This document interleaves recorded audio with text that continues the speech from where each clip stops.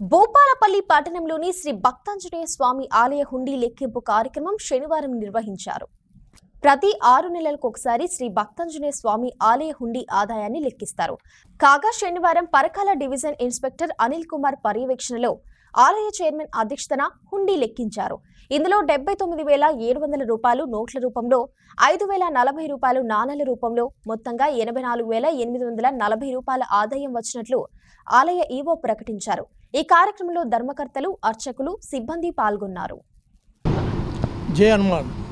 శ్రీ భక్తాంజనేయ స్వామి దేవస్థానం భూపాలపల్లి నందు ఈరోజు గత 6 నెలల హుండీ విప్పి లెక్కించగా నోట్లు 79,700, నాణ్యములు 5,040, మొత్తం 84,740 రూపాయల ఆదాయం వచ్చింది. ఇట్టి కార్యక్రమంలో Parkal division inspector D Anil Kumar, దేవస్థాన చైర్మన్ మరియు ధర్మకర్తలు, అర్చకులు, సిబ్బంది, పోలీస్ సిబ్బంది, స్థానిక భక్తులు పాల్గొనడం జరిగింది.